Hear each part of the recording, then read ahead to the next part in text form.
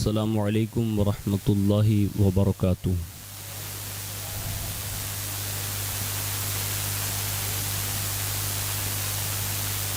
الحمد للہ رب العالمین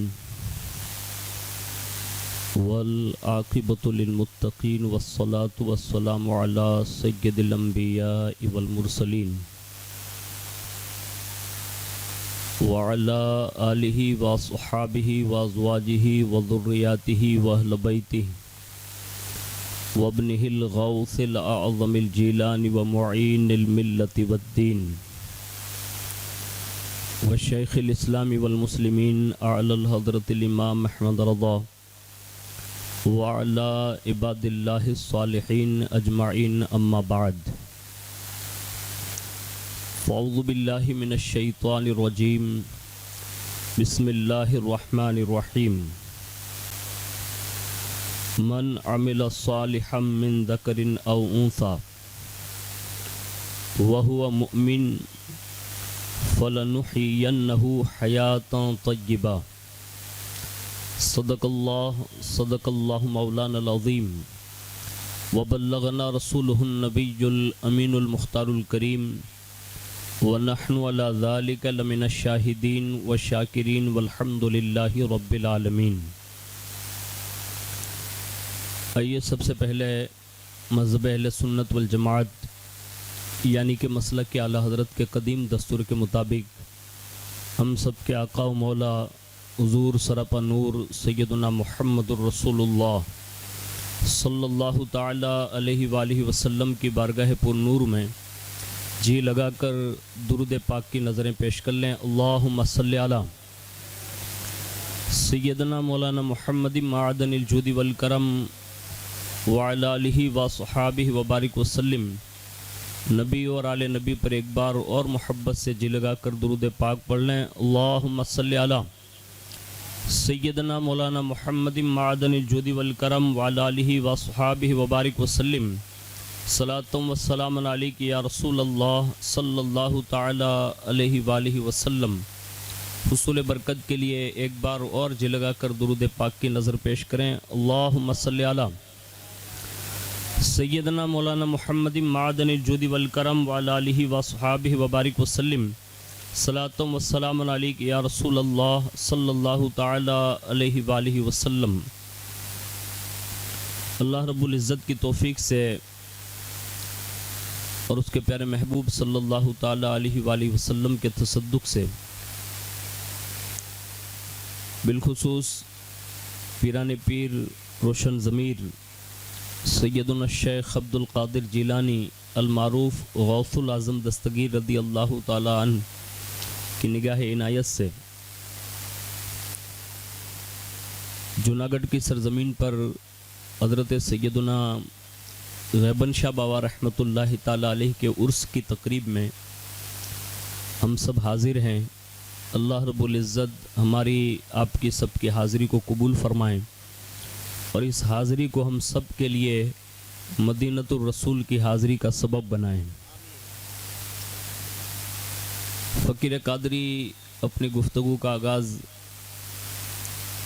بارگاہ سرکار مولائے کائنات شیر خدا علی المرتضیٰ کرم اللہ تعالی وجہ الکریم کی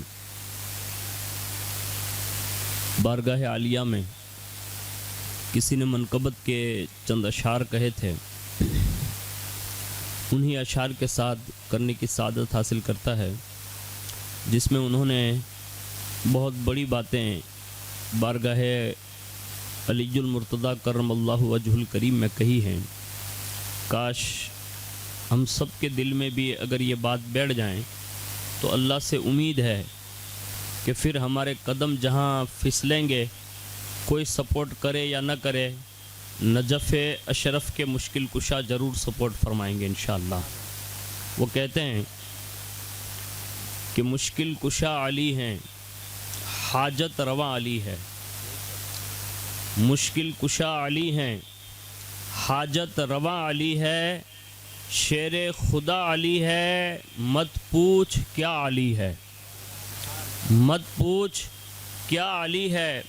اور کہتے ہیں کہ کوئی کسی کا طالب کوئی کسی پر عاشق، کوئی کسی کا طالب، کوئی کسی پر عاشق، پر میں تو حیدری ہوں، میرا محور علی ہے۔ پر میں تو حیدری ہوں، میرا محور علی ہے۔ اور کہتے ہیں کہ کعبے میں ہے ولادت، مسجد میں ہے شہادت۔ کعبے میں ہے ولادت، مسجد میں ہے شہادت۔ کیا دل نشیں علی ہے، کیا دل ربا علی ہے، کیا دل نشیں علی ہے، کیا دل ربا علی ہے۔ اور آگے ایک جگہ پر یوں کہتے ہیں کہ جب یا علی پکاریں بنتی ہے بات بگڑی۔ آپ اگر اطراف و اکناف میں دیہات جانتے ہوں، چھوٹے موٹے گام جو ہوتے ہیں نا، گامڑے جس کو کہتے ہیں، تو وہاں کے بچے لوگ وہ تالاب میں چھلانگ لگا کر نہانے کے لیے جاتے ہیں۔ تو وہ جب اس دور کے حوالے سے آپ دیکھنے جائیں گے تو سندھیوں کے، منصوریوں کے، گھانچیوں کے بچے جب تالاب میں چھلانگ لگاتے تو یوں کہتے تھے کہ یا علی توڑ دشمن کی نلی۔ اب یہ اور بات ہے کہ اب تو سوئنگ پول بند گئے تو اتنا حساس زمانہ دور ہو گیا، لیکن پہلے کے بچوں کے دماغ میں یہ بات تھی کہ دشمن سے اگر کوئی بچانے کی طاقت رکھتا ہے تو وہ آج بھی حسنین کے بابا رکھتے ہیں۔ نعرہ تکبیر، نعرہ رسالت، نعرہ حیدری۔ اور ہمارا تو وجدان یہ کہتا ہے کہ ہم زندگی میں دنیا میں رہے تب بھی اور قبر میں چلے جائیں گے اور میدان محشر میں بھی، اگر ہماری اور آپ کی لاج اگر کسی کے ہاتھ ہے تو وہ شیر خدا علی المرتضیٰ کے ہاتھ ہیں۔ تو وہ بات یوں کہتے ہیں کہ جب یا علی پکاریں بنتی ہے بات بگڑی، ہوتی نہیں کبھی رد ایسی دعا علی ہے۔ ہوتی نہیں کبھی رد ایسی دعا علی ہے۔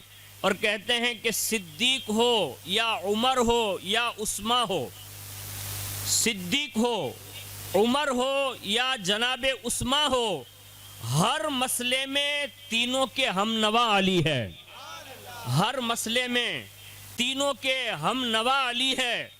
اور بیماری بدن ہو یا روگ ہو روح کا، بیماری بدن ہو یا روگ ہو روح کا، سب کا طبیب حیدر، سب کی شفا علی ہے۔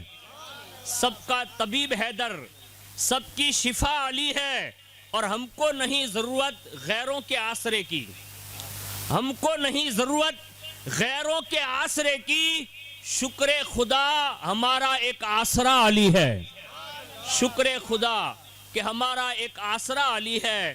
اور کہتے ہیں کہ دل سے مرتضائی ہوں، دل سے مرتضائی ہوں اور جاں سے ہوں بو ترابی۔ دل سے مرتضائی ہوں، جاں سے ہوں بو ترابی، فیضان ہے میرے لب پر دن رات یا علی ہے۔ فیضان ہے میرے لب پر دن رات یا علی ہے۔ ایک بار بڑی محبت سے درود شریف پیش کر لیں۔ اللہم صلی علی سیدنا مولانا محمد معدن الجود والکرم وعلی آلہ واصحابہ وبارک وسلم۔ صلاۃ و سلام علیک یا رسول اللہ صلی اللہ تعالی علیہ وآلہ وسلم۔ میں نے قرآن عظیم کی ایک بہت ہی مشہور و معروف آیت کریمہ آپ کے گوش گزار کرنے کی سعادت حاصل کی، جس میں اللہ رب العزت نے ایک صاف اور واضح نسخہ پوری کائنات کے لیے ارشاد فرمایا۔ اور اس آیت کے ضمن میں اگر ہم کائنات کے تمام بزرگوں کو دیکھ لیں، صحابہ، تابعین، تبع تابعین، خلفائے راشدین، اس کے سوا جتنے بھی بزرگ آئے اور آج تک قریب کے بزرگوں کو دیکھ لیں، تو اس آیت کے ضمن میں ہمیں اور آپ کو حضرت سیدنا غیبن شاہ بابا رحمۃ اللہ تعالی علیہ کی زندگی بھی سمجھ میں آ سکتی ہے۔ اور اس کا صاف اور واضح مفہوم یہ ہے کہ جس نے اچھے عمل کیے اور وہ مومن ہے، چاہے وہ مرد ہو چاہے وہ عورت ہو، تو اللہ فرماتا ہے فَلَنُحْيِيَنَّهُ حیاتن طیبہ، تو ہم ضرور اس سے حیات طیبہ عطا فرمائیں گے۔ کائنات میں ایک دو نہیں بلکہ لاکھوں کی تعداد میں اس روئے زمین پر آج بھی اولیاء کرام آرام فرمائیں۔ بادشاہوں کا دور آپ دیکھ لیں اور کسی درویش اور مرد قلندر کا دور دیکھ لیں، کسی زمانے سے بھی اٹھا کر آپ دیکھیں گے تو آپ کو یہ بات ضرور تاریخ کے پس منظر میں ملے گی کہ بادشاہ کا ذکر کرنے والا کوئی نہیں ہے، لیکن اس مرد قلندر کے وصال ہوتے ہوئے صدیاں بیت جاتی ہے، ہر سال ان کے عرس کی تاریخیں منائی جاتی ہے۔ آخر ایسا کیوں ہوتا ہے؟ تو قرآن نے واضح کہا من عمل صالحا، جس نے اچھا کام کیا اور وہ مومن رہا، چاہے وہ مرد ہو چاہے عورت، تو ہم اسے حیات طیبہ عطا فرماتے ہیں۔ یعنی جیتے جی تو ان کی عظمتوں کے ڈنکے بجتے ہی رہتے ہیں، بعد وصال بھی ان کی عظمتوں کے جھنڈے گڑے رہتے ہیں۔ اور اس میں سے پوری کائنات میں عبقری شخصیات میں ابھی قریب کا ایک مہینہ جو ہماری اور آپ کی نظروں سے روپوش ہوا، جس میں ایک عبقری شخصیت، میری مراد حضرت سیدنا امیر المؤمنین حضرت ابوبکر صدیق رضی اللہ تعالی عنہ کی ذات والا صفات کا ذکر خیر آپ نے سنا ہوگا۔ ان کا عرس ابھی قریب ہی میں گیا۔ آخر یہ کون سی ایسی شے تھی کہ جس کی بنیاد پر 1450 سال کے بعد بھی جوناگڑھ کا سنی عرس صدیقی کیوں منا رہا ہے؟ آپ میں سے ہم میں سے کوئی پوچھ لے کہ بھئی کیا برکاتی آپ نے صدیق اکبر کو دیکھا، تو ہم کہیں گے کہ نہیں دیکھا۔ آپ سے بھی کوئی پوچھ لے تو آپ یہی کہیں گے کہ دیکھا نہیں ہے۔ میں کہوں گا کیا صدیق اکبر سے آپ کا کوئی خونی رشتہ ہے؟ تو بظاہر دیکھنے جائیں تو ہم کوئی مطلب خاندانی رشتے سے تعلق نہیں رکھتے، لیکن آخر عرس صدیقی جوناگڑھ کی سرزمین پر کیوں ہے؟ تو برجستہ قرآن جواب دے گا من عمل صالحا، اور وہ مومن تھے اور انہوں نے اس ایمان کی حالت میں اتنے اچھے کام کیے کہ 1450 سال کے بعد بھی آج امت انہیں یاد فرما رہی ہے۔ اور اس میں ان کا سب سے اچھا کام جو میں آپ کو عرض کر رہا ہوں، اگر آپ کا دل مانے تو آج سے اس کو لے کر جائیے۔ حالانکہ میں آپ کی ٹھنڈی کا ضرور احساس کروں گا، کیونکہ آپ سے زیادہ ٹھنڈی کا مریض میں ہوں، ورنہ کہیں ایسا نہ ہو جائے کہ ایک امام صاحب تقریر کرنے گئے اور تقریر کرتے کرتے ایک دو آدمی نکلتے گئے، ایک بندہ بیٹھا رہا، تو امام صاحب کو یوں لگا کہ یہ بندے کوئی میری ساری تقریر سمجھ میں آ گئی لگتی ہے۔ تو آخر میں ملاقات کے وقت پوچھا کہ بھائی پورے دولت پورہ میں تجھے ایک کوئی میری تقریر سمجھ میں آئی؟ کہا حضرت ایسی بات نہیں، جس کرسی پر آپ بیٹھے تھے نا وہ میرے گھر کی کرسی تھی، تو میں گھر کی کرسی لینے کے لیے بیٹھا تھا، ورنہ اگر میری کرسی نہ ہوتی تو میں بھی نکل جاتا۔ تو ایسا زبردستی والا سودا نہیں کروں گا، آپ اطمینان سے بیٹھیں گے۔ لیکن ہم جن کے یاد میں بیٹھے ہیں نا، یہ اولیاء قیامت کے دن اس کا صلہ عطا فرماتے ہیں۔ حد تو یہ ہے کہ قیامت کے دن جو علماء ربانیین جس کو کہا گیا ہے وہ اولیاء کرام ہیں، یہ قیامت کے دن جب جنت میں جانا چاہیں گے تو رب فرمائے گا رک جاؤ، تو وہ عرض کریں گے مولا حاجی جنت جا سکتا ہے، روزے دار جا سکتا ہے، نمازی جا سکتا ہے، زکوٰۃ دینے والا جا سکتا ہے، ماں باپ کی خدمت کرنے والا جا سکتا ہے، ہم نے تو تیری دوستی کا دم بھرا، ہم جنت نہیں جا سکتے؟ کہا جا تو آپ بھی سکتے ہیں، آپ کو روکا اس لیے گیا ہے کہ زندگی اور بعد وصال آپ کے حوالے سے جو محبتوں کا دم بھرتے تھے، اگر ان میں سے کوئی اس صف میں کھڑا ہو تو ہاتھ پکڑو، تنہا جنت میں نہ جاؤ، اپنے غلاموں کو ساتھ لے کر جاؤ۔ نعرے تکبیر، نعرے رسالت، نعرے حیدری، عرس گیبن شاہ ولی۔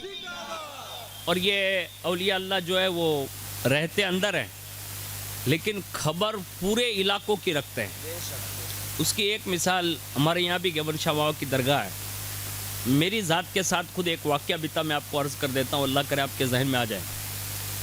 اور یہ واقعے کے بعد میرے تجزیے کے اعتبار سے یہ عرض کر سکتا ہوں کہ اگر آج بھی سچے دل سے کسی مزار پر جا کر اگر کوئی بندہ دل کی گہرائیوں کے ساتھ 2 آنسو بہا دینا تو وہ اسی 2 آنسو کے خشک ہونے سے پہلے ان کی مدد فرماتے ہیں۔ اور یہ تجربات سے شاہد ہے۔ مجھ پر جو ایک گھڑی بیتی تھی نا، تو میں نے اپنے گاؤں کے جو مزار شریف ہیں وہاں حاضری دی، اور اپنی بھاشا میں، تب تو اتنا کچھ پڑھا لکھا بھی نہیں تھا، سادی بھاشا میں اپنی زبان میں کہہ لیں تو میں نے ان سے یہی کہا تھا گیبن شاہ بابا سے، میں نے کہا آپ کو جو اللہ نے یہاں سلایا نا تو ہم غریبوں کا دھیان رکھنے کے لیے سلایا ہے، یعنی جس کو ضد کہتے ہیں، بس یہ بات عرض کی اور اللہ کا کرم ہوا کہ جس غرض کے لیے عرض کیا تھا نا، اللہ کی عزت کی قسم گیبن شاہ بابا نے وہ مراد پوری فرما دی۔ تو یہ میں نے ضمناً آپ کے سامنے یہ بات مشاہدے کے طور پر عرض کی، اگر آج بھی ہمارا قلب جو ہے نا اس نیت سے یہاں حاضری دینا تو آج بھی صاحب مزار تصرف رکھتے ہیں۔ تو میں بات یہ عرض کر رہا تھا کہ سیدنا صدیق اکبر کا سب سے بہترین عمل،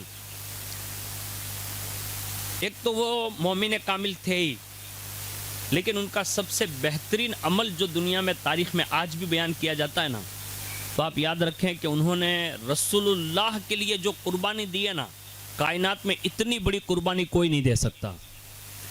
آج میں آپ سے پوچھتا ہوں، میرے دادا بھی گزر گئے، میرے پردادا بھی گزر گئے، لکڑ دادا بھی گزر گئے، ابھی الحمدللہ میرے والد صاحب حیات ہیں، لیکن میرے دادا، پردادا، لکڑ دادا ان کی کوئی یاد نہیں مناتا۔ لیکن صدیاں بیتنے کے بعد بھی آج بھی جو میں اپنی زبان سے صدیق اکبر کا نام لے رہا ہوں نا، تو اس کی خوبی یہی ہے کہ انہوں نے رسول اللہ کے لیے قربانی دی ہے۔ آپ خود ہی اپنے آپ کو پوچھ لینا، میں نہیں کہتا، آپ خود ہی پوچھ لینا کہ کم از کم جتنی بھی آپ کی عمر ہوئی، آپ خود ہی احساس کریں کہ ہم نے اور آپ نے رسول اللہ کے لیے کیا قربانی پیش کی۔ اگر آپ حساب کرنے بیٹھیں گے نا تو بڑی مشکل سے چند چیزیں بھی اگر آپ گن لیں تو میں یہ سمجھتا ہوں کہ آپ بہت اچھے ہیں۔ مشکل ہے، آج ہماری اور آپ کی قوم ہر چیز کے لیے قربانی دینے کے لیے تیار ہے، اگر نہیں دے رہی ہے تو رسول اللہ کی ذات کے لیے نہیں دے رہی ہے۔ آپ کہیں گے برکاتی اس کے لیے ہمیں کیا کرنا ہوگا؟ میں آپ کو ایک سرل راستہ بتاتا ہوں۔ صدیق اکبر رضی اللہ تعالیٰ عنہ نے ہمیشہ ایک بات کو مد نظر رکھا کہ جب بھی کوئی کام کرتے تو سب سے پہلی نظر محمد رسول اللہ پر ہوتی کہ حضور خوش ہو رہے ہیں کہ نہیں۔ اگر اس کام سے حضور راضی ہوتے ہیں تو پھر وہ کسی کی پرواہ نہیں کرتے، بس وہ کام کر گزرتے، انہیں معلوم ہے کوئی راضی ہو یا نہ ہو، آمینہ کا لال راضی ہے تو سب راضی ہے۔ تو ہمیں اور آپ کو بھی یہ منصب اپنانا ہوگا۔ دور صدیقی کے حوالے سے جو سب سے بڑی قربانیاں ان کی ہے، ہمارے یہاں ہجرت بیان کی جاتی ہے، ہمارے یہاں ان کی مالی قربانی پیش کی جاتی ہے، بہت سارے عمل پیش کیے جاتے ہیں۔ میں الحمدللہ ان شہزادوں کے قدموں میں بیٹھتے بیٹھتے میرا مزاج یہ ہے، مادی طاقتوں سے زیادہ میں روحانی طاقتوں پر بھروسہ کرنے والا آدمی ہوں الحمدللہ۔ تو اب سے بھی عرض کرتا ہوں کہ اگر یہ دل جو اگر زندہ ہے نا، آج سے حضور کے عشق کی طرف مائل ہونا ہو تو صدیق اکبر سے اس عشق کی بھیک مانگنا شروع کر دیں۔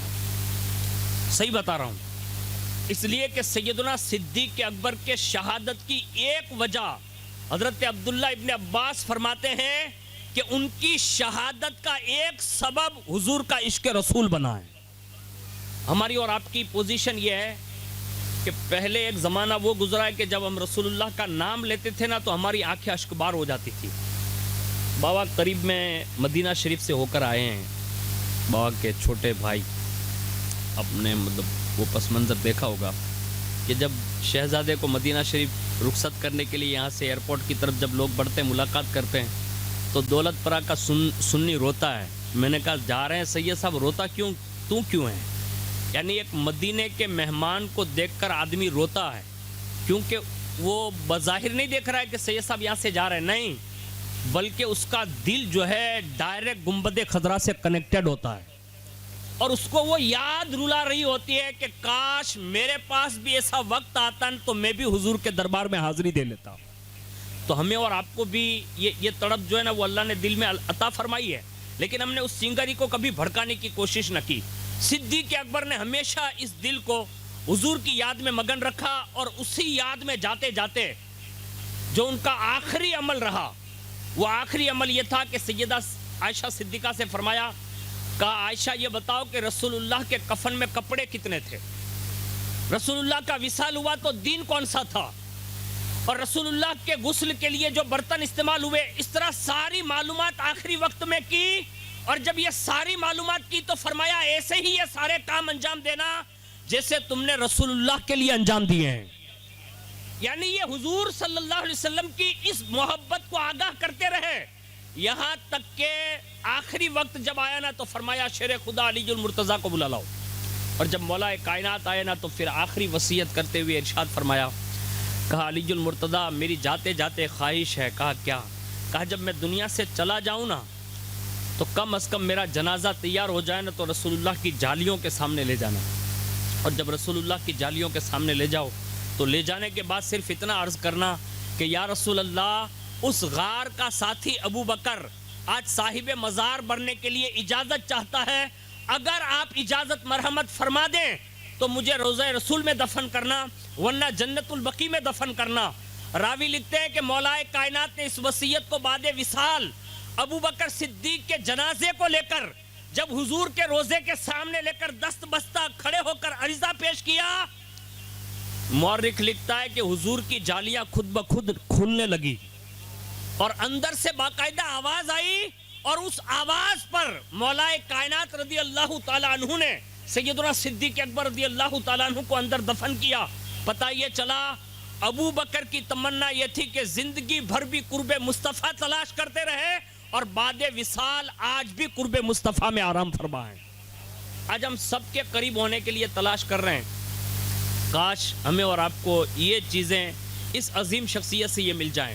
اب دوسرا رخ میں آپ کو بتا دوں, رجب شریف کا مہینہ جب سے شروع ہوتا ہے تو کائنات میں پہلی رجب سے ہی حق معین یا معین کی صدائیں بلند ہو جاتی ہے, اور پورے ہندوستان کے بچے بچے کی زبان پر غریب نواز کا نام ہوتا ہے. اب غریب نواز کی زندگی کو آپ اٹھا کر دیکھیں تو غریب نواز نے بچپنا, جوانی, یہاں تک کہ 52 سال جس عمر میں آپ ہندوستان پہنچے, وہ پورا طویل سفر اگر ایک جملے میں نچوڑ لوں نا تو یہ کہا جا سکتا ہے کہ انہوں نے پیدائش سے لے کر 52 سال صرف اللہ کی راہ کے لیے سفر فرمایا. یعنی کوئی گوشہ ایسا نہیں چھوڑا جس میں اللہ کی راہ کے لیے انہوں نے جتن نہ کیا ہو. آج ہماری حالت یہ ہے کہ ہم صرف اذان سن کر اپنا گھر چھوڑ کر اللہ کے گھر تک آنے کے لیے تیار نہیں ہیں. ہمارے یہاں کسی کے یہاں شادی ہو نا تو آدھا پونا مطلب دولت پرہ حاضر ہوتا ہے. میں نے کہا آپ اتنی بڑی تعداد میں لوگ حاضر ہیں؟ کہ ہمارے دولت پرہ کا بڑا آدمی نہیں, اس لیے مولانا جانا پڑتا ہے. میں کہتا ہوں دولت پرہ کا امیر آدمی سب سے بڑا نہیں, ساری کائنات کا خالق و مالک اللہ سب سے بڑا ہے. تو ہم جب دوسروں کے لیے جا سکتے ہیں تو ہمیں اللہ کے لیے کام کرنا ہوگا. یہ غریب نواز کی 52 سالہ میں نے زندگی قرض کی, اور اس کے بعد جو 47 سال یا 48 سال جو ہندوستان میں آ کر گزارے نا, تو پوری مطلب ہسٹری کو دیکھنے کے بعد میں نے یہ اندازہ لگایا, اور شیخ عبد التواب صاحب نے یہاں تک لکھا کہ اس 48 سال میں غریب نواز نے 3 کروڑ لوگوں کو مسلمان بنا کر چھوڑ دیا ہے. یعنی غیر مسلموں کو کلمہ پڑھا کر چھوڑا ہے. آج جو ہم اور آپ کلمہ پڑھتے ہیں نا, یہ کسی اور کی خیرات نہیں ہے, یہ غیاث الدین کے بیٹے معین الدین حسن کی خیرات ہے. تو ہمیں اور آپ کو غریب نواز کی اس عمر کے لحاظ سے ہم اور آپ کسی کو کلمے کی دعوت تو نہیں دے سکتے, لیکن کم از کم چھوٹے چھوٹے اپنے بچوں کو کلمہ تو ضرور سکھا سکتے ہیں. اور آپ سے بھی عرض کرتا ہوں کہ کلمے کی عادت آپ خود بھی ڈالیں, اس لیے کہ کائنات میں کلمے سے بڑا رکن کوئی نہیں ہے. اب اس کی طاقت کا اندازہ اسے آپ لگا سکتے ہیں کہ جب تک بندہ کلمہ پڑھتا نہیں, اسلام میں انٹری ملتی نہیں ہے. یعنی دین میں انٹری نہیں ملتی, یعنی مومن نہیں ہوتا, مسلمان نہیں ہوتا. اگر کافر چاہے کہ اسلام میں داخلہ لے تو سب سے پہلی پوزیشن یہ ہے کہ کلمہ طیبہ زبان سے پڑھے, دل سے اقرار کرے, تب جا کے اسلام میں انٹری ملتی ہے. تجھے تو اپنی قسمت پر ناز کرنا چاہیے کہ اللہ نے تجھے مسلمانوں کے گھر میں جنم عطا فرمایا ہے. تو یہ کلمے کی عادت ڈالیں. لیکن میں غریب نواز کو بیان کرنے لگا ہوں, انہوں نے 3 کروڑ کو مسلمان بنایا ہے. میں کہتا ہوں ہم 3 آدمی کو بھی کلمہ نہیں پڑھا سکتے, لیکن کم از کم اپنی قوم کے 3 بچوں کو کلمے کا عادی تو ضرور بنا سکتے ہیں. کوشش یہ کریے گا کہ کلمہ شریف کی عادت ڈالیں. میں غریب نواز رضی اللہ تعالیٰ عنہ کی ایک انوکھی بات آپ کے سامنے عرض کر دوں, جس سے ہمیں اور آپ کو یہ احساس لے کر جانا ہے یہاں سے کہ انہوں نے اچھے کام کتنے کیے, وہ کس قابل لوگ تھے کہ چھوٹی عمر میں بھی ان کا اخلاق شان کا مالک ہوتا تھا. آج ہمارے اور آپ کے اخلاقی فریضے کو آپ دیکھ لینا تو مطلب تجاوز کر چکے ہم لوگ. غریب نواز 15 سال کی عمر میں, اور 15 سال کی عمر کے بعد ایک بزرگ سے ملاقات ہوئی, صرف ایک بزرگ سے.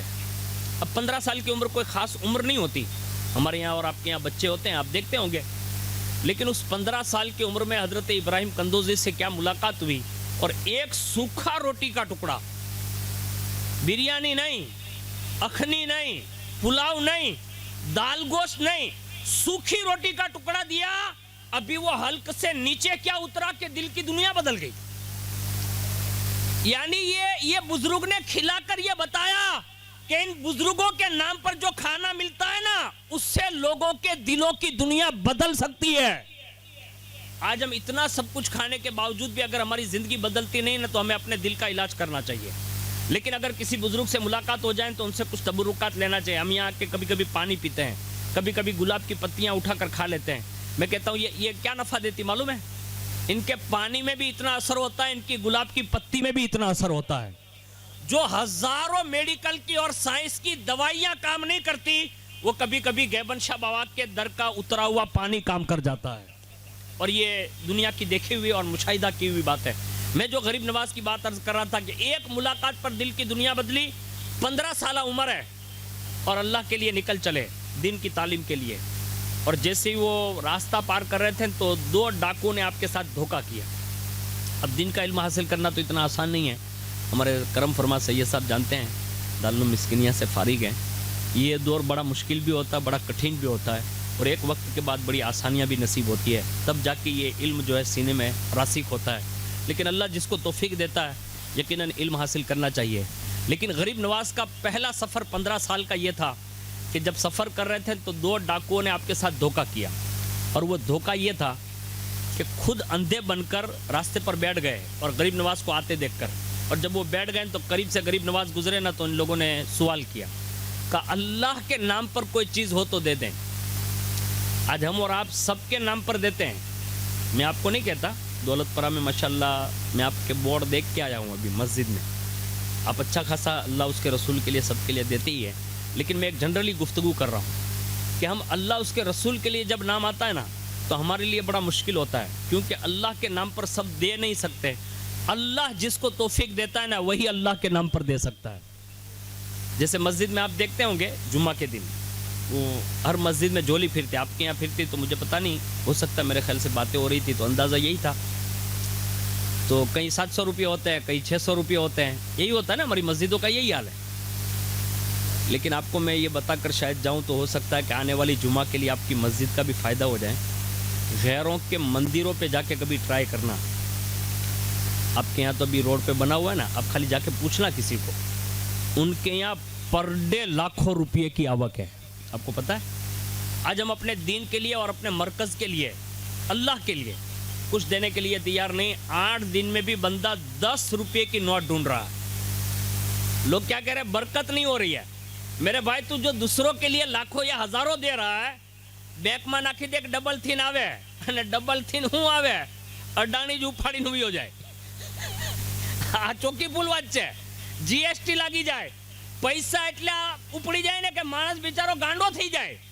તો ભાઈ થોડોક વિચાર તો કર કે જેના નામ ઉપર દેવાના હતા ને એના નામ ઉપર ન દીધા ને એટલે ઓલો જોટીને વિયો ગયો। अगर अपने माल को बचाना चाहते हो तो अल्लाह के नाम पर दे दो।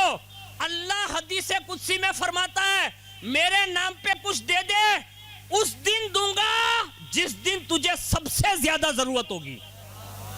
और वहां उसका जो वादा है ना, वो वादा खिलाफी नहीं करता। LIC भरी जाए, बैंक वाला भरी जाए, रातों रात आखी बैंक उपड़ी जाए। मारा भाई अल्लाह ने ना रसूल ना नाम पर देता शीखो। मारा शेख साहब છે જેમના અંડરમાં હું કામ કરું છું, પીરે તરીકત છે, બહુ મોટી શખ્સિયત છે, તમે કોઈક નામ સાંભળ્યું હશે, હુઝુર સૈયદી સરકાર સૈયદ मोहम्मद हाशमी मियां मारूफ पीर बापू कादरी दामद बरकतुल कुसिया, जो बहुत बड़ी एक्टिविटीज़ चलाते हैं, 12 जूनागढ़ में आ भी चुके हैं। लेकिन वो अक्सर फरमाते हैं अपने मुरीदीन मोतक़िदीन को कि दुनिया में गनी बनना चाहते हो ना तो अल्लाह के नाम पर देना सीख जाओ, अल्लाह तुम्हें गनी फरमा देगा। आप ट्राई कीजिए। और इस फ़कीर का तजर्बा मैं खुद अपना बता दूं ताकि आपके लिए और ज़्यादा तरगीब हो जाए कि हर महीने अगर आपसे बन सकें तो आप अपनी सैलरी जो भी कमाते हो, जैसे मेरी अगर 10,000 रुपया तनख्वाह है तो मेरी आदत है कि जैसे तनख्वाह पहली तारीख को मिलती है उसको कनेक्टेड करते हैं और बाकायदा मतलब अपनी भाषा में क्या बोलते हैं, भांगाकार, वो भांगते हैं 11 से, यानी 11वां हिस्सा। यानी यूँ समझ ले कि अगर 10,000 मिले तो 1100 रुपये में सिर्फ एक डब्बे में डाल देता हूँ और ये हुजूर गौसे पाक रज़ी अल्लाह तआला अन्हु की नियाज के नाम पर डालता हूँ। تاکہ کسی بھی نیک کام میں آپ خرچ کر سکیں. الحمدللہ جب سے یہ عادت بنی ہے نا تو اللہ نے ایسے ہی غنی بنا دیا ہے کہ کسی کی حاجت نہیں ہوتی. تو میں کہتا ہوں جب غوث پاک کے نام پر دینے پر اللہ اتنا دیتا ہے, اگر کوئی اللہ اس کے رسول کے نام پر دیتا ہوگا تو اللہ کتنا عطا فرمائے گا. تو آپ سے بھی گزارش ہے کہ آپ کبھی کچھ دینا سیکھیے, اور جن جن لوگوں نے دیا نا اللہ نے انہیں غنی کر دیا, اور پھر وہ دل کا غنی ہو جاتا ہے. اگر نہیں بھی ہوتا ہے نا پھر بھی وہ ایسا نظر آتا ہے جیسے ایسا لگتا ہے کہ دولت پرے کا سب سے بڑا مالدار یہی ہے. لیکن یہ عادت ڈالنی ہوگی. میں بات عرض کر رہا تھا غریب نواز کی, جب اللہ کے نام پر انہوں نے سوال کیا نا تو اسی وقت غریب نواز جو خرچے کے لیے یعنی جا رہے تھے پڑھائی کے لیے, خرچے کے جو پیسے تھے نا وہ سارے ان دونوں کے ہاتھ میں آدھے آدھے ڈال دیے. اور جیسے ان دونوں نے ہاتھ میں لے لیے فوراً ایک جملہ کہا کچھ کھانے کا ہو تو دے دو نا. تو اس زمانے میں چل کے سفر ہوتا تھا, غریب نواز کے پاس جو کچھ بھی حاضر تھا وہ سارا کھانا ان دونوں کے ہاتھ میں رکھ دیا اور کہا کہ آپ اس کو کھا لیں. غریب نواز آگے بڑھ گئے. یہ نہیں کہا کہ وہ اب شکریہ ادا کرے گا تب جاؤں گا, نہیں, بلکہ چلتے بنے. اور جیسے غریب نواز نے اپنی پیٹھ موڑ لی نا تو پیچھے سے انہوں نے آنکھیں کھولی, دیکھا, کہا تو یہ تو 15 سال کا جوان ہے یعنی بچہ ہے. تو دونوں دوڑے اور دوڑ کر غریب نواز کو روکا, اور غریب نواز نے پیچھے مڑ کے دیکھا نا تو وہ دونوں تھے. تو کہا کہ شہزادے ہمیں معاف فرما دے. کہا کیا ہوا؟ کہا ہم نے تمہارے ساتھ دھوکہ کیا, ہم کوئی اندھے نہیں ہیں, ہم لوگ تو ڈاکو لوگ ہیں اور جتنے بھی لوگ یہاں سے نکلتے ہیں ان کے ساتھ یہی فراڈ کرتے ہیں. تو ہم نے آپ کا پیسہ تو لے لیا, آپ کا کھانا بھی لے لیا, آپ جا کہاں رہے ہیں؟ کہا دین کی تعلیم کے لیے. تو کہا کم از کم اتنا کیجئے کہ یہ پیسہ واپس رکھ لیجئے یا کھانا واپس رکھ لیجئے. اللہ اکبر, کیا اخلاق ان کے والدین نے 15 سال کی عمر میں سکھا دیے تھے. ارشاد فرمایا ہمارے خاندان کی ریت ہے جو ایک بار دے دیتے ہیں تو واپس دوبارہ نہیں لیتے. یعنی خاندان حسینیت اور حسنیت کی یہ شان رہی کہ جو ایک بار دے دیا اب دوبارہ واپس نہیں لیتے. تو کہا معاف فرما دیں. تو کہا جاؤ میں نے پیشگی آپ کو معاف کر دیا, لیکن آئندہ سے ایک بات یاد رکھے. کہا کیا؟ کہا زندگی میں آج کے بعد کسی کے ساتھ دھوکہ نہ کرنا. یہ جملے کہے. پھر انہوں نے اصرار کیا, کہا کم از کم اتنا کریں کہ یہ پیسہ لیتے جائیں تاکہ سفر میں کام آئیں. اللہ اکبر, جب انہوں نے توبہ بھی کر لی اور بات بن گئی پھر اصرار کیا نا, کہا یہ پیسے لیتے جاؤ کام آ جائیں گے. تو فرمایا جب تم راستے میں بیٹھ کر دھوکہ لوگوں کے ساتھ کر سکتے ہو اور اللہ تمہیں روزی دے سکتا ہے تو میں تو اللہ کے دین کے راستے میں نکلا ہوں, تو کیا وہ رب مجھے روزی نہیں دے گا؟ اب جو دے دیا وہ اپنے پاس رکھے, مجھے اس کی حاجت نہیں ہے. میں کہتا ہوں یہ 15 سال کا توکل غریب نواز کا میں نے آپ کے سامنے پیش کیا. میں کہتا ہوں یہ ہمارے بچوں کو ہمیں اور آپ کو سکھانے کی ضرورت ہے. آج بڑی تیزی کے ساتھ ہم اور آپ ان عملیات سے بہت دور ہو گئے. ہمارا ایمان اتنا کمزور ہو گیا کہ اللہ کی پناہ مانگنی چاہیے. حالات جب بگڑتے نا تو لوگ اپنا ایمان کھونے کے لیے تیار ہو جاتے ہیں, یعنی ایسی سچویشن ہے. میں کہتا ہوں اپنا دین اتنا معمولی نہیں ہے, بلکہ اس دین کو بچانے کے لیے مولائے کائنات نے پورا خاندان قربان فرمایا ہے. تو ہم اتنی نجی زندگی میں اگر ہم اپنے ایمان کو کامل نہ کر سکے اور اچھے کام نہ کر سکے نا, قیامت کے دن ہمیں اور آپ کو کہیں رسوائی کا سامنا نہ کرنا پڑے. ایک آخری بات اور غریب نواز کی جو دلچسپ ہے کہ غریب نواز نے علم حاصل کر لیا ظاہری, اور جیسے ظاہری علوم سے فراغت پائی نا تو پیر و مرشد کی تلاش شروع کی, اور پیر بھی ایسا تلاشا کہ ان کے دور میں ان کے جیسا کوئی مد مقابل نہیں تھا. حضرت خواجہ عثمان ہارونی رحمۃ اللہ تعالی علیہ کا نام آپ نے سنا ہوگا. یہ کائنات کی وہ عبقری شخصیت ہے کہ جن کے تعارف کے لیے صرف اتنا ہے کافی ہے کہ جب وہ نماز پڑھتے تھے, آج ہماری اور آپ کی نمازیں کیا ہوگی اللہ بہتر جانے. میں ابھی آپ کی مسجد میں غالباً عشاء پڑھا ہوں تو بڑے کم لوگ نظر آئے, حالانکہ آپ کی مسجد کے اعتبار سے ٹھیک تھے, لیکن پھر بھی میں آپ سے عرض کرتا ہوں کہ ہم 2 صفحے دیکھ لیتے تو ہم یہ سمجھتے ہیں کہ پورا دولت پر آ گیا. نہیں, یہ نماز اللہ اس کے رسول کی طرف سے ہم سب پر فرض ہے. تو ہمیں کم از کم اپنی مسجد کی آبادی کے لیے حد درجہ محنت کرنی چاہیے. آج جو کائنات میں دوسری مسجد پر کوئی بات ہوتی ہے نا, حرف آتا ہے نا, تو ہم یہاں سے آواز اٹھاتے ہیں. میں کہتا ہوں کم از کم اپنے علاقے کی مسجد کو آباد کر دو نا, کائنات کی کوئی طاقت نہیں ہے جو ہماری مسجدوں کی طرف اشارہ تک کر سکیں. لیکن ہمیں اور آپ کو یہ مزاج نہیں ملتا نا, اس کی وجہ سے ہم دور ہیں مسجد سے.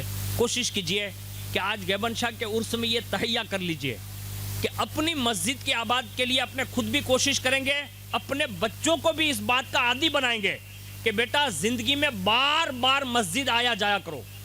اب آپ کہیں گے کہ مسجد میں آنے جانے سے فائدہ کیا ہوگا مولانا؟ میں ایک آسان نسخہ اور بتا دیتا ہوں, اللہ کرے آپ کے دل میں یہ بات اتر جائیں. ایک بزرگ کو میں نے پڑھا نا, حضرت امام جلال الدین سیوطی علیہ رحمہ کا نام سنا ہوگا. یہ کائنات کی بہت عبقری شخصیت ہے. کم و بیش 70 یا 75 مرتبہ انہوں نے عالم بیداری میں رسول اللہ کا دیدار فرمایا ہے. یعنی جاگتے ہوئے جن کو دیدار ہوتا تھا وہ کتنی بڑی شخصیت ہوگی. انہوں نے ایک کتاب لکھی ہے کہ جاگتے ہوئے دیدار مصطفیٰ ممکن ہے یا نہیں, یعنی اس پر ایک رسالہ لکھا انہوں نے. اس میں یہ بات انہوں نے لکھی ہے. وہ فرماتے ایک سیدزادے تھے جن کا نام علی تھا, مدرسہ جایا آیا کرتے تھے. تو ایک بار استاد کو جب سبق سنانے کے لیے مطلب مدرسے میں داخل ہوئے نا, تو انہوں نے کیا دیکھا کہ استاد کی بالکل قریب مسند کے ساتھ انہوں نے جاگتے ہوئے رسول اللہ کا دیدار فرمایا. یعنی حضور جلوہ فگن ہے اور وہ سبق سنانے آئے, اور جیسے ہی بیٹھے نا تو مولانا نے یہ کہا, ان کے استاد نے کہا صاحبزادے آج تمہارا سبق میں نہیں سنوں گا بلکہ خود تمہارے نانا جان سنیں گے. اب وہ کتنے شہزادے خوش قسمت ہوں گے کہ جن کا سبق سننے کے لیے رسول اللہ بذات خود موجود ہو. اب جب یہ دیکھا نا تو شہزادے کی مطلب قسمت کی معراج تھی. تو حضور سے انہوں نے ادباً عرض کیا کہ یا رسول اللہ آپ حکم فرمائیں کہ میں کون سی سورہ سناؤں. جب یہ انہوں نے عرضی کی نا تو حضور نے ارشاد فرمایا, کہا سید علی مجھے والضحیٰ سناؤ. حضور نے یہ ارشاد فرمایا, کہا والضحیٰ سناؤ. پھر جب وہ والضحیٰ سنا چکے تو اس کے بعد کہا حضور اور کون سی سورت سناؤں؟ تو حضور نے فرمایا علم نشرح سناؤ. انہوں نے علم نشرح سنائی, ابھی ختم ہوئی اسی وقت حضور روپوش ہو گئے, یعنی تشریف لے گئے. اور اس کے بعد بچپن میں 8 سال کی عمر میں جو وہ دیکھ چکے تھے تو دل کی تڑپ بڑی ہوئی تھی کہ کاش اللہ مجھے اور ایک مرتبہ رسول اللہ کا دیدار عطا فرمائے. یعنی 8 سال کی عمر میں دیکھا تھا تو یہ تڑپ بڑھتی رہی. آپ فرماتے جب بالکل کڑیل نوجوان اور 21 سال کا عمر میں ہوا, اور جب میں نے مکہ اور مکرمہ کا مطلب سفر کیا تو مسجد خیف کے اندر جب میں 2 رکعت پڑھنے کے لیے میں نے 2 گانا ادا کرنے کے لیے نیت باندھ لی نا, میں اللہ اکبر کہہ چکا تھا, اسی وقت بنفس نفیس رسول اللہ سامنے موجود تھے. اور جیسے ابھی میں نماز مطلب ہاتھ کھولتا اس سے پہلے حضور نے ہاتھ بڑھائے اور میں نے اینڈ نماز میں ہاتھ کھول کر حضور سے مصافحہ کیا. حضور نے میرے ساتھ معانقہ فرمایا اور میرے کان کی طرف چہرہ انور رکھتے ہوئے ارشاد فرمایا وَأَمَّا بِنِعْمَةِ رَبِّكَ فَحَدِّثْ. اس واقعے کی تشریح میں لکھتے ہیں, کہا یہ کہہ کر حضور یہ بتا رہے تھے کہ سید علی اپنے یہ واقعات بچپن اور جوانی کے امت کے درمیان بیان کیا کرنا تاکہ میری امت کے بچے بھی میرے دیدار کی تمنا کرے اور میری امت کے جوان بھی میرے دیدار سے مالا مال ہونے کی تمنا کیا کرے. سبحان اللہ. نعرے تکبیر, نعرے رسالت, عظمت مصطفیٰ, عظمت مصطفیٰ. عرس میں آئے ہو, رجب شریف کا مہینہ ہے, یہ ماہ مبارک بڑا عظیم ہے اور اس کو 4 حرمت والے مہینوں میں سے ایک مہینہ کہا گیا. اور الحمدللہ اس میں رجب شریف کی پہلی تاریخ سے لے کر آخر تک کوئی نہ کوئی بزرگ سے یہ مہینہ کنیکٹڈ ہے. اور اس میں سب سے عظیم رات جو ہم سب سنیوں کے لیے قابل رشک رات ہے جسے ہم شب معراج کہتے ہیں. تو میں نے دیدار کی بات کی نا, تو یہ وہ ماہ مبارک ہے کہ جس مہینے کی 26ویں گزار کر 27ویں شب میں اللہ رب العزت نے لامکاں کی دنیا میں بلا کر اپنے محبوب کو اپنا دیدار عطا فرمایا تھا. ایک بات ہمیشہ یاد رکھیے کہ خدا کا دیدار جاگتے ہوئے ممکن نہیں ہے, محال ہے. کسی کے لیے یہ وصف نہیں, یہ وصف صرف ہم سب کے آقا محمد الرسول اللہ صلی اللہ علیہ وسلم کا تھا جو اللہ نے انہیں عطا فرما دیا. اب بیداری میں کوئی دیدار نہیں کر سکتا, لیکن ہم سب کروڑوں حنفیوں کے امام کہتے ہیں کہ میں نے 100 بار خواب میں اللہ کا دیدار فرمایا ہے. تو گیبن شاہ بابا کے عرس میں ایک تمنا اور ارادہ یہ کر کے جاؤ کہ جیتے جی اللہ خواب میں اپنے دیدار سے مالا مال فرمائے. یعنی اس کے جلوے دکھائے جاتے ہیں, لیکن جب دیدار کی بات آ گئی تو میں نے یہ رجب شریف کی طرف اشارہ کیا. اور مولا کائنات رضی اللہ تعالیٰ عنہ کی ولادت کا بھی یہ مہینہ ہے. آپ کی والدہ سیدہ طیبہ طاہرہ فاطمہ بنت اسد فرماتی ہیں کہ 3 دن گزر گئے لیکن میرے صاحبزادے نے آنکھیں نہیں کھولی، اور جب آنکھیں نہ کھلی نا تو یہ رسول اللہ کو پتہ چلی، اور جب حضور تشریف لائے تو حضور کی گود میں جیسے ہی مولا کائنات پہنچے تو حضور کے ہاتھ کو جیسے روز ازل سے جیسے جانتے ہیں، جیسے حضور کے ہاتھ میں آئے تو مولا کائنات نے اپنی دونوں آنکھیں کھول دی، یعنی آتے ہی حضور کے چہرے کا دیدار کیا۔ مولا کائنات فرماتے ہیں کہ یہ آنکھیں اللہ نے دی ہے تو مصطفیٰ جان رحمت کے دیدار کے لیے عطا فرمائی ہے۔ تمنا کریں، آپ کہیں گے کہ برکاتی کیا اتنی بڑی تمنا بھی کر سکتے ہیں؟ میں کہتا ہوں یقیناً کر سکتے ہیں، ہم اس قابل نہیں ہیں، لیکن اگر وہ کرم فرمانے پر آئے نا تو کسی کو بھی اپنے دیدار سے مالا مال فرما سکتے ہیں۔ لیکن ہماری اور آپ کی تڑپ یہ ہونی چاہیے کہ ہم حضور سے محبت کے تقاضوں کو پورا کریں۔ غریب نواز رضی اللہ تعالیٰ عنہ نے اپنے پیر و مرشد سے جو سب سے بڑا تحفہ پایا نا وہ میں آپ کو عرض کر رہا ہوں۔ ایک تو مرید بنایا، مرید بنانے کے ساتھ ہی 1 دن اور رات کا مجاہدہ کرایا، اور 1 دن کے مجاہدے کے بعد ہی آپ نے خلافت اور اجازت بھی عطا فرما دی، اور اس کے بعد آپ نے اپنے مرید کو اسی سفر کے دوران مکہ شریف اور مدینہ شریف کی حاضری کے لیے بھی ساتھ لے گئے، اور وہاں سے جو بشارتیں ملی نا تو آپ کے پیر و مرشد نے یہ فرما دیا تھا، یعنی پوری سیرت کا ماحصل یہی ہے، کہا معین الدین جا، آج سے تم کامل ہو گئے، تم جو چاہو کرنا چاہو کر سکتے ہو۔ کامل بنانے کے بعد بھی، اجازت ملنے کے بعد بھی غریب نواز کہتے ہیں کہ صرف یہاں کامل بننے کے لیے نہیں آیا ہوں، پیر و مرشد کی خدمت کی غرض سے حاضر ہوا ہوں۔ اور کتنی خدمت کی؟ راوی لکھتے ہیں اگر مختلف روایتیں، کسی نے 8 لکھا، کسی نے 10 لکھا، اور اگر اس کو تطبیق دیا جائے تو بعض مورخین کی روایت کے مطابق 20 سال تک اپنے پیر و مرشد کی خدمت کرتے رہے اور کمال تک پہنچے، اور اس کمال کے بعد بھی جب پیر و مرشد نے باصرار اجازت دے دی کہ آپ جاؤ، تو رخصت کرتے کرتے فرمایا، کہا بیٹا ایک کام کرنا، پھر مدینۃ الرسول کی حاضری ہونا تو وہاں جانا، اور حضور کی اجازت سے حضور جہاں حکم دینا وہاں کا رخ کر لینا۔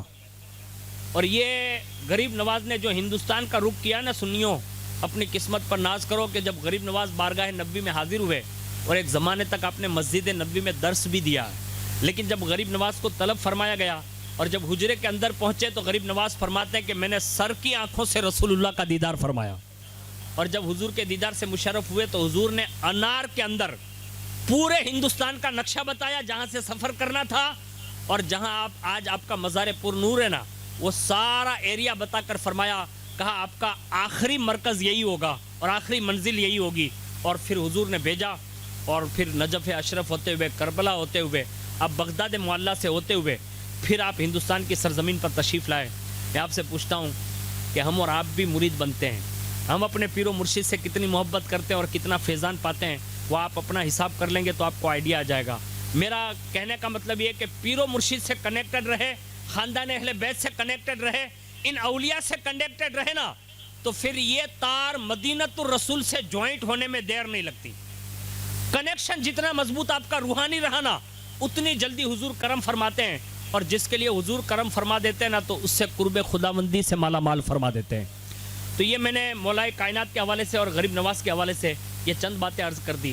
اب جو مجھے عمل کے حوالے سے بات عرض کرنی ہے، آج ہمارے یہاں بے عملی یعنی بد عملی آج بڑی تعداد کے ساتھ، مطلب ہماری ایک جنرلی طور پر عوام برائیوں کی طرف رائج ہے۔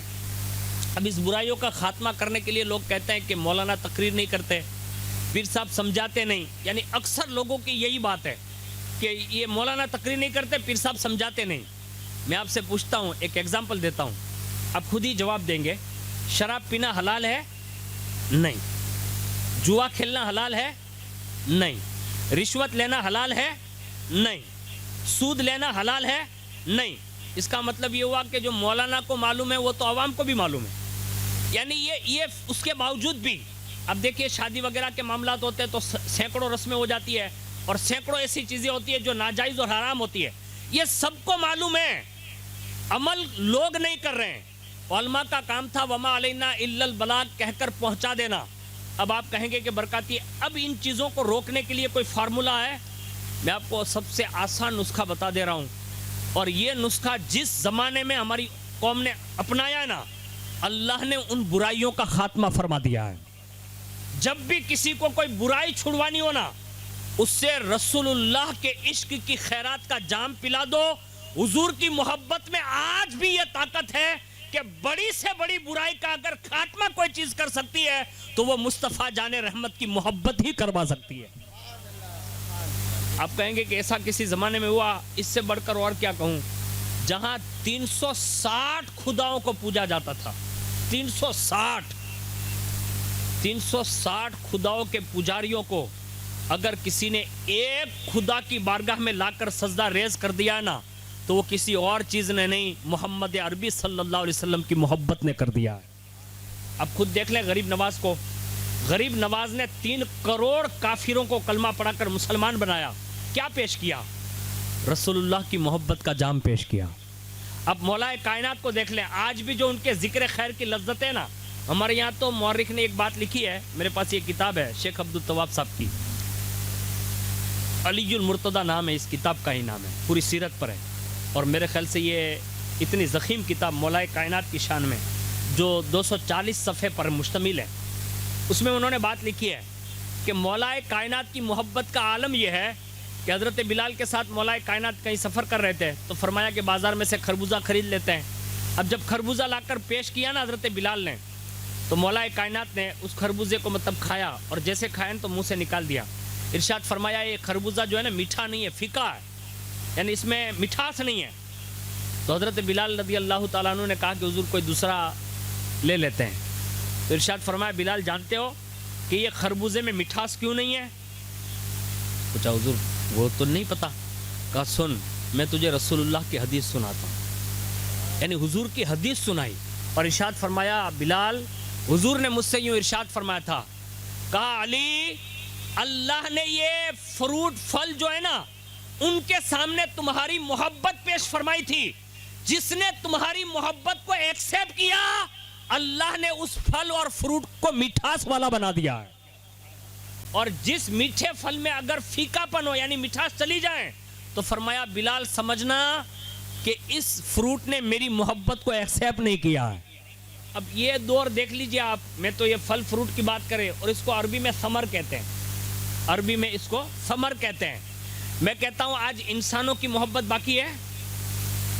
اب ایک انسان کی محبت چلی جانے کے بعد آج ہماری اور آپ کی یہ نحوست پھل اور فروٹ پر کتنی گر رہی ہے، شاید آپ اس کو اندازہ نہیں لگائیں گے۔ آپ اپنے گھر پہ جا کے کل پیاز کاٹنا، میں نہیں کہتا ہوں کہ عورتوں کا کام کرنا، لیکن ایک بات ایگزامپل کے لیے کہہ رہا ہوں، ہم لوگ جب چھوٹے چھوٹے بچے تھے نا، ممی یا بہنیں یا بھابیاں وغیرہ جب پیاز کاٹتی ہوتی نا تو ہوتی دور، لیکن پیاز کی وجہ سے آنکھوں میں آنسو آ جاتے تھے۔ آج یہ پیاز کا یہ اثر کہاں چلا گیا؟ یعنی ہر وہ چیز جو لذت بری تھی اور اثر انداز تھی، ہر چیز میں سے لے لی گئی، اور اس کی سب سے بڑی وجہ یہ ہو گئی کہ آج کا انسان سے محبت کرنے والا نہیں رہا۔ سگا بیٹا باپ سے نفرت کر رہا ہے، سگی ماں بیٹے سے نفرت کر رہی ہے، سگی بیٹیاں ماں سے نفرت کر رہی ہے، ایک انسان دوسرے انسان سے نفرت کر رہا ہے۔ محبتوں کا پیغام دو۔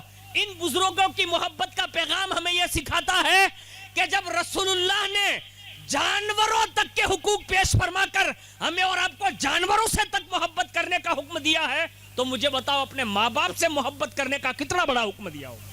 لیکن آج ہم اور آپ اس سے عاری ہو گئے نا، اس لیے یہ ساری برائیاں ہمارے اور آپ کے اندر داخل ہو گئی ہے۔ برائیوں کا خاتمہ کرنا ہو نا تو بڑا آسان نسخہ ہمارے بزرگوں نے بتایا۔ میں 2 بزرگوں کو جانتا ہوں، ایسے سینکڑوں بزرگ ہیں جنہوں نے سینکڑوں لوگوں کی زندگیاں بدل دی ہے، لیکن میں آپ کو عرض کر رہا ہوں۔ ایک تو حضرت بایزید بستامی، نام بڑا اولیاء کی لسٹ میں، اور اتنا بڑا نام ہے، اتنا بڑا نام ہے کہ بزرگوں نے لکھا ہے کہ جب وصال ہو گیا نا تو قبر میں جب فرشتے آئے اور منکر نکیر نے کہا من ربک کا، تو کہا تم کس سے پوچھ رہے ہو؟ تو کہا بایزید سے۔ تو کہا کیوں پوچھ رہے ہو؟ کہا یہ قبر کا دستور ہے، مطلب سب سے سوال ہوتا ہے۔ تو فرمایا کیا سمجھ کر پوچھ رہے ہو؟ یعنی یہ جملہ کہا کیا سمجھ کر پوچھ رہے ہو؟ مسلمان سمجھ کے پوچھ رہے ہو یا کافر سمجھ کے؟ تو کہا کہ مومن سمجھ کے، یعنی مسلمان سمجھ کے۔ تو کہا جب مسلمان مانتے ہو، مومن مانتے ہو، تو پھر من ربک والا سوال کیسا؟ یعنی یہ فرشتوں سے باتیں کرتے ہیں، اور جب اس انداز میں باتیں کی نا، اس کے بعد ارشاد فرمایا فرشتوں اگر میں نے من ربکا کا جواب ربی اللہ کہہ بھی دیا اور وہاں سے اس نے منع کر دیا، یعنی وہاں سے اس نے منع کر دیا کہ بایزید میرا نہیں ہے، تو پھر میرا ربی اللہ کہنے سے کوئی فائدہ نہیں. اس سے بہتر یہ ہے کہ اس رب سے پوچھو کہ بایزید تیرا ہے کہ نہیں. یعنی یہ وہ بزرگ ہے جس کا میں نام لے رہا ہوں.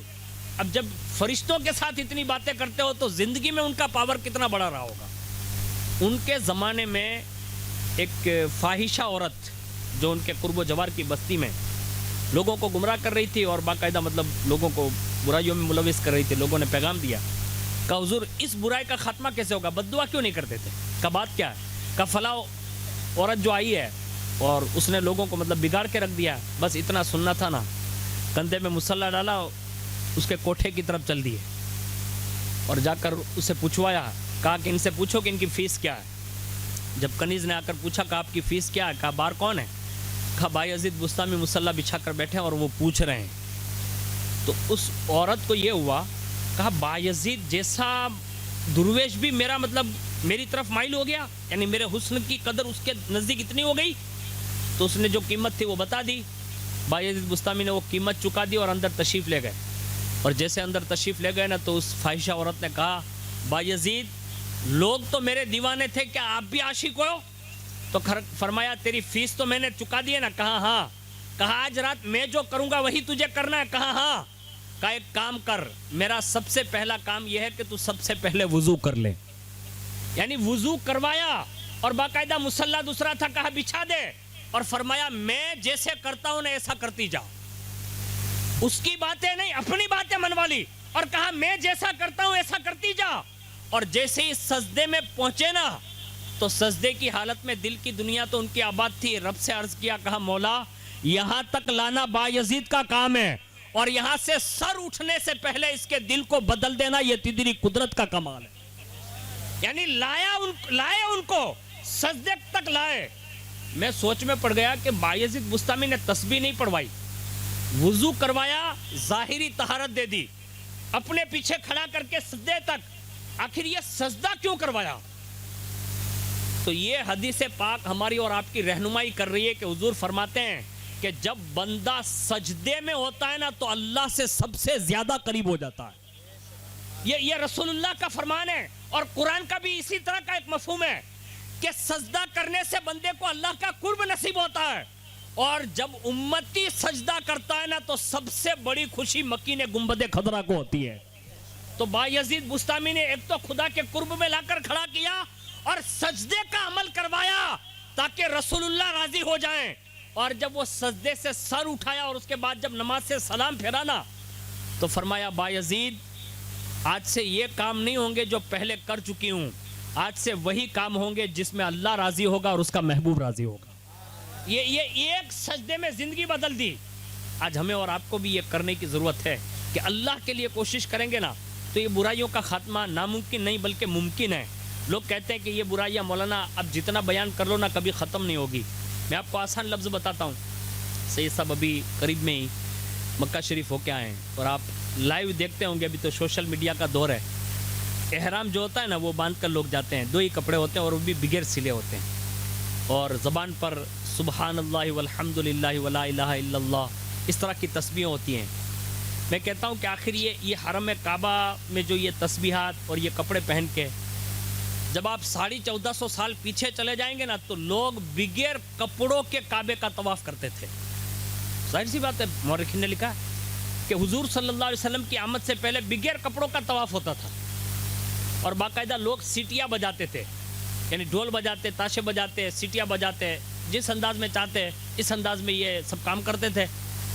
لیکن یارو حضور کے قدم پڑے نا تو حضور کے اعلان نبوت کے بعد اسی حرم پاک کا جب حج فرض ہوا نا تو محبوب نے اس طریقے کو بدلنے کے لیے جو ننگا طواف کرتے تھے نا انہیں کپڑے سفید عطا فرمائے اور جو باقاعدہ سیٹیاں اور تالیاں پڑھتے تھے رسول اللہ نے انہیں اللہ کی تسبیح اور تہلیل عطا فرمائی. یعنی جو 550 یا 600 سال پرانا رواج تھا اس کو ختم کرنے کے لیے رسول اللہ نے یہ طریقہ اپنایا. آج تک 1450 سال کے بعد بھی آج بھی وہی طریقہ رائج ہے جو محمد الرسول اللہ نے عطا فرمایا. میں کہتا ہوں یہ ممکنات میں سے ہے، تو بھی تو حضور نے یہ طریقہ ارشاد فرمایا نا. تو آج ہمیں بھی یہ کرنے کی ضرورت ہوگی، ورنہ عرس میرے خیال سے ہم تو سال میں ایک ہی بار مناتے ہیں. لیکن میں جوناگڑھ کی بات نہیں کرتا، پوری دنیا لیول پہ بات کرتا ہوں کہ ہمارا 12 مہینے میں سے 12 مہینوں کے 330 دن اب کیلنڈر دیکھ لیں، شاید کوئی ایک آدھ دو ایسے دن مل جاتے ہوں گے جس میں کسی کا عرس نہ ہوتا ہے نا. تو میں کہتا ہوں کہ سال میں گیبن شاہ بابا کے عرس میں آتے ہو تو کم از کم اس دن کو تو ایسا بنا لو کہ یہ سال بھر تک کے لیے ہمیں یاد دلاتا رہے کہ داڑھی رکھا تھا نا تو گیبن شاہ بابا کے عرس میں رکھا تھا، نماز کی نیت کی تھی نا تو گیبن شاہ بابا کے عرس میں کیا تھا، قرآن سیکھنے کی تمنا کی تھی نا تو گیبن شاہ بابا کے عرس میں کیا تھا. آج تک ماں باپ کی نافرمانی کرتا رہا، آج سے ماں باپ کا فرما بردار بن جاؤں گا نا تو یہ گیبن شاہ بابا کے عرس میں نیت کی تھی. آج تک بہنوں کو بھائیوں کو ستاتا رہا، نہ ستانے کا عزم کیا تھا نا تو گیبن شاہ بابا کے عرس میں کیا تھا. ہر وہ برائی جو زندگی میں ہے نا اس کو دور کرنے کی نیت کی تھی نا تو یہ کسی اور کی بارگاہ میں نہیں، کسی اللہ کے مقبول بندے اللہ کے ولی کی بارگاہ میں کی تھی. یہ بھی عرس منایا جاتا ہے، اور جس کو یہ نصیب ہوتا ہے نا تو یہ بڑے مقدر کے سکندر ہے. اور یہ آپ اور ہم کیا سمجھ کر آتے ہیں، بابا اندر ہے، ہماری اور آپ کی یہی نیت ہے. لیکن میرا مزاج یہ ہے کہ ولی جب دنیا سے جاتا ہے نا تو جب ملک الموت علیہ السلام اس کے پاس بھیجے جاتے ہیں تو حدیث شریف میں یہ الفاظ استعمال ہوئے ہیں. آپ سنیے گا تھوڑا غور سے، اس کو میں کما حق کہوں تو نہ سمجھا پاؤں گا، لیکن میرے الفاظ کے ذریعے میں کچھ حد تک کوشش کروں گا. آپ ان کی عظمت کو سنیے کہ حدیث قدسی ہے کہ جب اللہ رب العزت کسی فرشتے کو بھیجتا ہے اور باقاعدہ جب ان کی روح قبض کرنے کی بات ہوتی ہے نا تو اللہ رب العزت اپنی شان فرماتا ہے کہ جب کسی ولی کی روح قبض کرنے کا وقت آتا ہے نا تو میں اپنی شان تردد فرماتا ہوں، یعنی اس کو موت دوں یا نہ دوں. حالانکہ وہ فیصلے اٹل ہی ہوتے اس کے، وہ احکم الحاکمین ہیں، یعنی وہ شک والی بات اس کا مفہوم یہاں یہ نہیں ہوگا جو ہمارے اور آپ کے لیے ہے. وہ رب ہے، وہ شک سے پاک ہے، لیکن اس کے دوستانہ تعلقات اللہ سے اتنے مضبوط ہوتے ہیں نا تو اللہ رب العزت پھر فرشتے سے حکم دیتا کہ فرشتے سب سے پہلے میرے دوست سے پوچھنا، اگر وہ ہاں کرے تو روح قبض فرمانا. یعنی یہ موت بھی جو ان پر طاری کی جاتی ہے نا لمحے کے لیے تو یہ بھی ان کی اذن سے کی جاتی ہے. اللہ کا تو اذن آ ہی گیا ہے، لیکن اللہ ان سے پوچھواتا ہے فرشتے سے کہ ان سے کہنا، ان سے اجازت مانگنا، اگر یہ اجازت دیں تو روح قبض کر لینا. اور جیسے ان کی روح قبض ہو جاتی ہے، ہمارے بزرگوں نے لکھا ہے کہ دوبارہ ویسے ہی ان کی روح واپس لوٹا دی جاتی ہے اور وہ اپنی قبروں میں اپنے جسم اور اپنے روح کے ساتھ ایسے ہی موجود ہوتے ہیں جیسے ظاہری زندگی میں موجود ہوتے ہیں. یہ اور بات ہے کہ ہماری اور آپ کی نگاہیں وہ تک نہیں سکتی، یعنی ہمارے پاس وہ بصیرت نہیں ہے نا، ہم لوگ دل کی آنکھوں سے دیکھ نہیں سکتے. قدرت کا ایک نظام ہے عالم برزخ، اس نظام کے تحت یہ چھپے رہتے ہیں. ورنہ ہمارے یہاں ہندوستان میں اتنی بے شمار درگاہیں ایسی لوگوں نے طوفانوں کے موقع پر دکھی ہے کہ جب ہلر ہو جاتا اور کوئی مددگار مسلمانوں کا نہیں ہوتا نا تو ان مزارات سے لوگوں نے لشکر نکلتے دیکھے ہیں. اور یہ پورے گجرات ایریے میں باقاعدہ لوگوں نے دیکھے ہیں. میں کہتا ہوں کہ ایسا ممکن ہو سکتا ہے اور یہ کوئی بات بعید نہیں ہے. اللہ جب چاہتا ہے، جسے چاہتا ہے، ان اولیاء اللہ کو اجازت عطا فرماتا ہے اور وہ اپنا پرچار کرتے ہیں اور باقاعدہ کرامت دکھاتے ہیں. میں آپ سے کہتا ہوں کہ آپ یوں سمجھ کر اس وقت بیٹھیے کہ صرف آپ غلام حسین بابا کی حاضری میں نہیں بلکہ گیبن شاہ بابا کی حاضری میں آپ بیٹھے ہیں، اور جو بھی نیت کرو گے نا آپ آتے سال خود ہی یہ احساس کر لو گے کہ آپ نے جو نیتیں کی ہوگی اللہ ان کے توسل سے تمہاری نیتوں کو پورا فرما دے گا. اور یہ نیتیں جن جن لوگوں نے کی ہے تو آپ یقین جانیں کہ میرا تو ایک وجدان ہے کہ اولیاء اللہ کے مزار پر جاؤ نا تو دنیا سے بہتر یہ ہے کہ آخرت مانگ لی جائے. اور جن لوگوں نے یہ مانگی ہے نا تو یہ حدیث شریف سے بھی ثابت ہے کہ جب کوئی بات پوچھی جائے نا تو میں تو یہ کہتا ہوں آخرت کے معاملات میں بھی اگر سب سے زیادہ قیمتی کوئی چیز ہے نا تو وہ قرب خداوندی ہے اور قرب مصطفیٰ ہے. جنت میں جب لوگ چلے جائیں گے تو جنت میں 3 آپشن ہوں گے. ایک آپشن یہ ہوگا کہ ہر روز اور ہر لمحہ خاص بندوں کو اللہ کا دیدار ہوتا رہے گا، یعنی ایک لمحے کے لیے بھی خدا کا دیدار بند نہیں ہوگا. بعض بندے وہ ہوں گے کہ جن کو ایک دن دیدار کرایا جائے گا، ایک دن دیدار نہیں ہوگا، یعنی ایک دن ہوگا ایک دن نہیں ہوگا، یعنی ایک دن کا فاصلہ ہوگا. اور بعض بندے وہ ہوں گے جن کو صرف جمعہ کے دن دیدار ہوگا۔ اب آپ خود سمجھ سکتے ہیں کہ ہمیں اور آپ کو کس لسٹ میں اپنا نام لکھوانا چاہیے۔ اور قرب خداوندی کے لیے سب سے بہترین ذریعہ ہے نا تو وہ رسول اللہ صلی اللہ علیہ وسلم کی ذات والا صفات ہے۔ تو آپ سے عرض ہے کہ کم از کم ہر سال آتے ہیں، ایسے تو روزانہ آپ ہر ہفتے بھی آتے ہوں گے، ہر روز بھی عصر بعد آتے ہوں گے، یا کبھی بھی آپ مطلب حاضری دے لیتے ہوں گے۔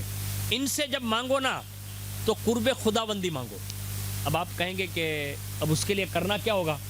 ان کے لیے مانگنا، جنت تو اپنی جگہ پر ہے لیکن جنت میں بھی قرب مصطفیٰ مانگنا چاہیے، اور یہ ہمارے اسلاف کا طریقہ رہا ہے۔ جیسے کہ ایک بہت بڑے سونے صحابی رسول ہے، حضرت ربیعہ کا نام آپ نے سنا ہوگا۔